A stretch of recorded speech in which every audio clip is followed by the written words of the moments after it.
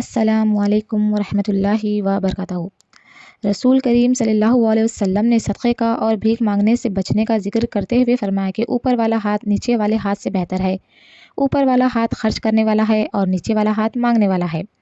اور آپ صلی اللہ علیہ وسلم نے فرمایا کہ بھیک مانگنا ایک ایسی قسم کی خراش ہے کہ آدمی بھیک مانگ کر اپنے منہ کو نوچتا ہے تو جو چاہے اپنے منہ پر اس خراش کو نمایاں کر لے اور جو چاہے اس سے اپنا چہرہ محفوظ رکھے۔